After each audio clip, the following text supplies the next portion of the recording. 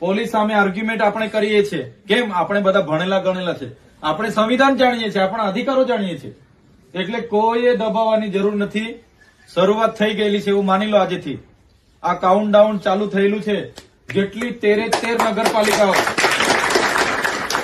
પરિણામ જે પણ મળે 13 નગરપાલિકાઓ આપણે લડવાની છે. બરાબર છે? પરિણામ જે આવે તે ભાઈ બધી હારીશું તો પોહાશે, પણ 13 માં માણસો જોઈએ સાથે. હમણાં ગામ પંચાયતની ચૂંટણી આવે છે ભાઈ, કોઈ મગજમાં છે ને, કોઈ નાની નથી આ ચૂંટણી, બહુ મોટી ચૂંટણી છે. ગામ પંચાયતની જેટલી પણ ચૂંટણી આવે ને, સરપંચ બહુ મહત્વનો હોય છે.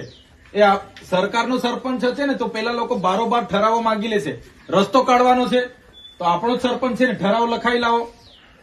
સરપંચ પાસે આવે ને તો સરકારનું કામ છે, ઉપરથી આદેશ લખ ઠરાવ, પ્રોજેક્ટ આવશે, રોડ આવશે, જમીનો બધી બીજા સરપંચો હોય તો લખીને આપ જ કરશે. આપણો સરપંચ હોય ને તો લખીને નહીં આપે. સાચી વાત છે કે ખોટી વાત છે?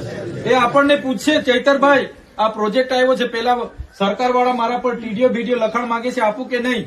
આપણે કે થોબ એટલે થોભી જશે. પણ સરકાર હાથે મળેલો સરપંચ હશે, ભાજપ શાસિત વિચારધારા વાળો સરપંચ હશે ને તો દુનિયા જેવા પ્રોજેક્ટો મોટા મોટા હશે તો એકવાર ઠરાવ આપી દેશે, પછી લડીને આપણે મરી જઈશું, પણ કઈ મેળ પડવાનો નથી. એટલે સરપંચો પણ આપણા હારા